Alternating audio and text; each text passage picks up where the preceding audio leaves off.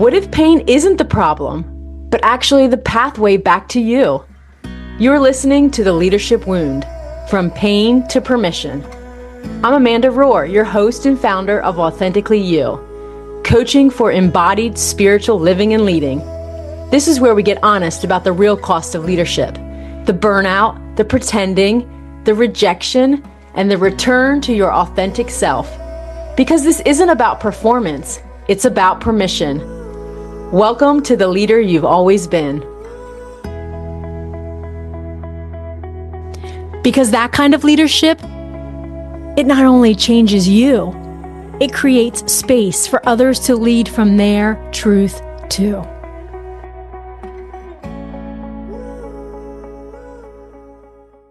Hey there, so glad you're tuning in to another episode of The Leadership Wound. Today we're going to dive right into something that has become so normalized in leadership circles that it's almost expected, and that is burnout.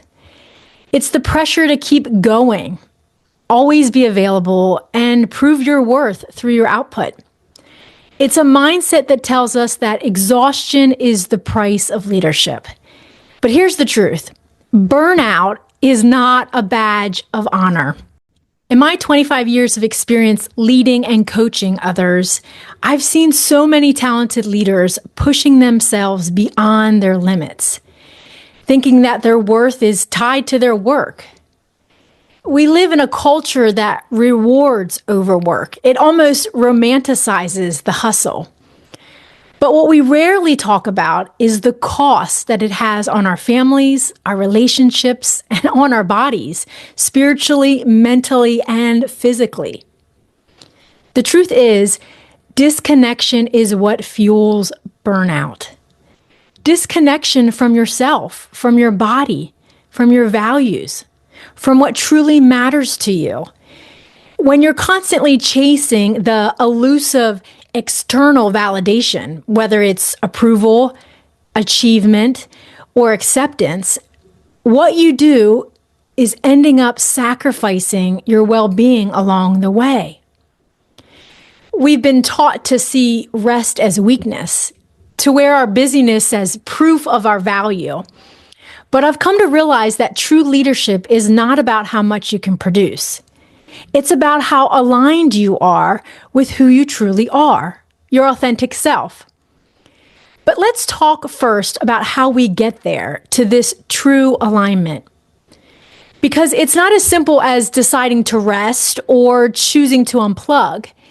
It requires an entirely different way of approaching your leadership, a way that prioritizes connection over productivity, embodiment over performance.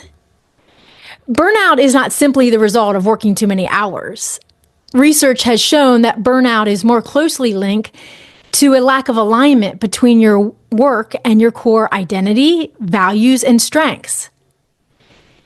There's been some work also done by psychologists that suggests that when we are engaged in activities that are aligned with our strengths and passions, we can work for extended periods with deep focus and energy, often losing track of time. This is commonly referred to as being in your sweet spot. The issue of burnout is not just about the quantity of work, but the quality and authenticity of it. When we are leading from a place that is disconnected from our true self, trying to fit someone else's mold or operating under the pressure of external expectations, burnout is inevitable, no matter how many hours we work or how much time we take off. Taking a vacation or reducing hours may offer some sort of temporary relief, but if you return to work that feels misaligned or performative, the burnout will also, sadly, return. In fact, studies have shown that individuals who feel a strong sense of purpose and alignment with their work can often work longer hours and with more energy and resilience than those who do not. It's not the hours that drain us. It's the disconnection from our authentic self. I've worked with leaders who have confided in me that they weren't working in their sweet spot. They carried the weight of expectation that didn't align with their gifts or passions or even true calling. And yet, fear is what kept them from speaking up, from making necessary transitions, or even struggling to suggest new models of leadership that would suit them better. They kept silent for fear that if they admitted that they were struggling or misaligned, they'd be perceived as less than an ideal leader. They didn't want to be seen as incompetent, uncommitted, or incapable, because none of those things were true. They feared losing their positions or even respect. So they tried to be all things to all people, stretching themselves thin and performing roles that they knew others were suited better for. That kind of inauthentic leadership doesn't just feel exhausting, it is exhausting because it requires constant effort to maintain a facade, to appear as if everything is fine, even though your soul is screaming otherwise. The irony is that true leadership, effective, sustainable leadership, can only come from a place of alignment. And yet we've built systems and cultures that reward performance over authenticity. And so the cycle of burnout continues, and sadly, our leaders are leaving. Many to pursue new entrepreneurships in hopes that starting their own business can alleviate the pressures. The problem is the grass is not always greener on the other side. Let's pause here for a moment. Let me ask you something. How much of your leadership feels like you? And how much is what is expected of you? When was the last time you felt energized by your work? Not because of external praise or achievement, but because it truly resonated with who you are. What if burnout isn't about doing too much, but rather about doing the wrong things? Things that don't align with who you are. Things that drain you instead of energize you. Things that pull you further away from your true self. And here's another layer to consider. Some of this burnout is systemic. It's built into the very structures and cultures we find ourselves in. We've been conditioned to believe that leadership looks a certain way. Hierarchical, a solo venture, where one man is in charge, driven by competition and individual achievement. But what if there's another way? What if leadership was about bringing people together? Like-minded people rooted in a lot of self-awareness. People who know what their gifts are and what they are not. All in true authenticity. What if leaders co-led from their sweet spots, filling in all the gaps left by solo leadership? What if that kind of leadership, grounded in a shared vision, mutual accountability, and trust, could dismantle burnout and create something truly sustainable? What if we had an imagination for something like this? For quite some time, my imagination has been captured by a leadership model that could offer something like this. And in a future episode, I hope to dive deeper into that idea. But for now, let me ask a probing question. What would it look like for you to lead from a place of wholeness? To embrace your own voice and collaborate with others who bring their own unique gifts to the table? When we're in our sweet spot, doing work that is aligned with our gifts and values, the work itself can be invigorating. It can be life-giving rather than life-draining. The key is to discern whether your exhaustion is coming from an amount of work or the nature of it. I remember seasons in my own leadership where I was running on fumes, doing what others needed me to do or what the organization needed from me, but not what I was passionate about or called to do. The pressure to perform, to prove myself, to keep everything moving at the expense, all at the expense of emotional health or sanity. It was relentless at times, I remember.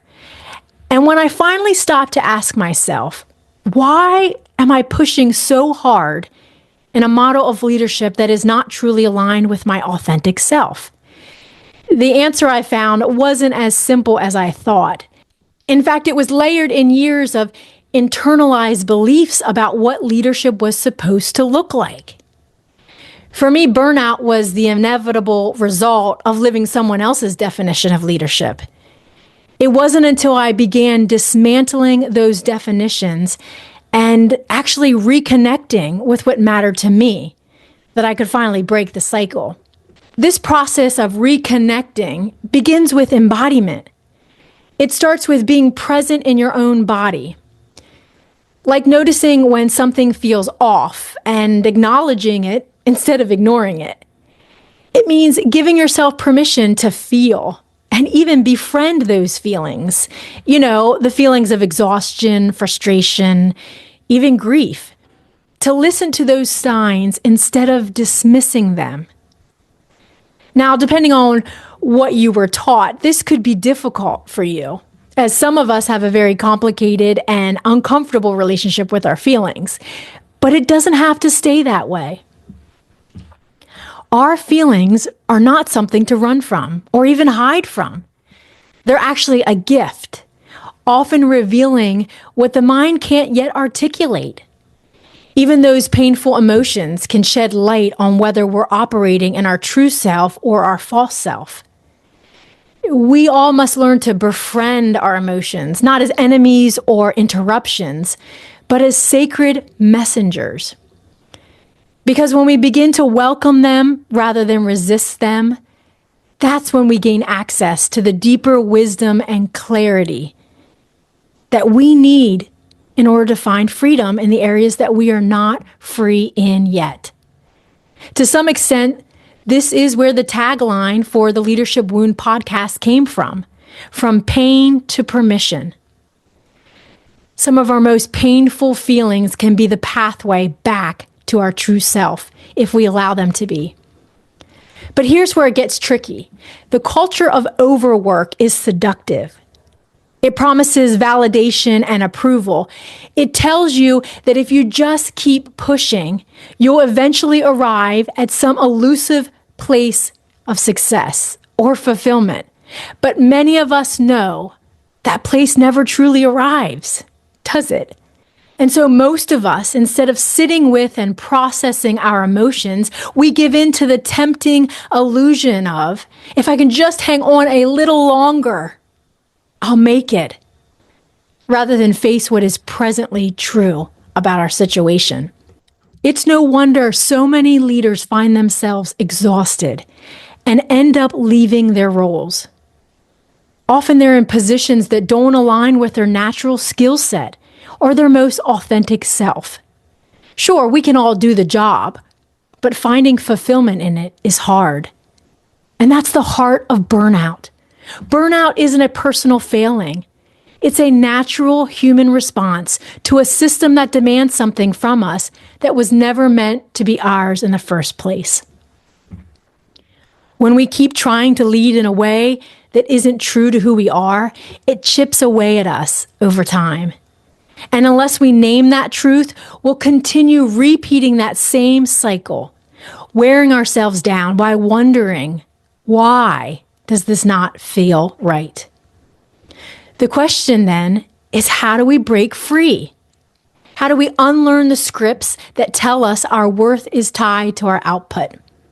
How do we reclaim our voice, our own rhythm, our own truth? This is where embodied leadership becomes essential. Because to be embodied means to integrate the whole self, your mind, your body, and your spirit. Integrating the whole self in who you are and how you show up in all aspects of your life, the living and the leading. It's about slowing down enough to actually hear yourself, to recognize when you're pushing past your limits, and to choose to honor those limits instead of bulldozing through them. It's about acknowledging that you are more than your productivity, that your value doesn't come from how much you achieve or what others think about what you're achieving, but from who you are at your core. For me, this required a radical shift, a radical unlearning. I had to begin to untangle my worth from the praise I received, the productivity I clung to, and the pressure to prove myself. I had to question the internalized beliefs that told me if I slowed down, I would fall behind. That if I disappointed someone, I was failing. That if I let go of control, everything would fall apart. I had to be brave enough to imagine and pursue a different model of leadership, one that actually fit, one that honored my wiring, my values, and my voice.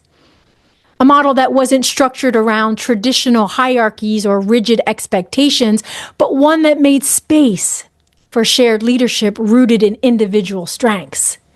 A way of leading that didn't require me to be everything to everyone, but instead invited me to bring what I uniquely carried and to trust others to do the same.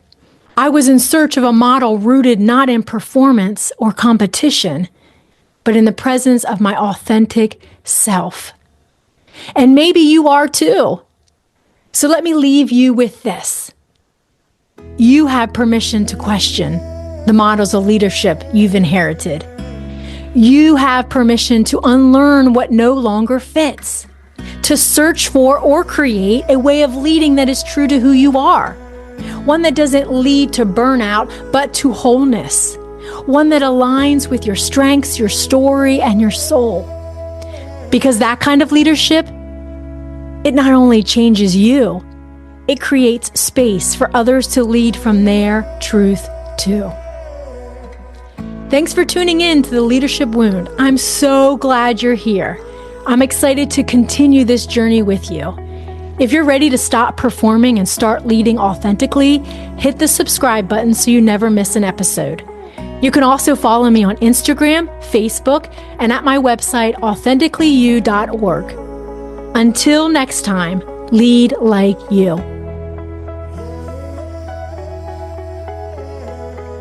Ready to break free and transform your leadership? I'm here to show you how. Your pain isn't the problem, it's a pathway back to you. Stop wasting time wondering if you have what it takes. You do. It's time to get clear, get honest, and lead authentically you. Stop waiting for your transformation to happen someday. Book your free 30-minute growth consult at authenticallyu.org and start your journey to leading like you now.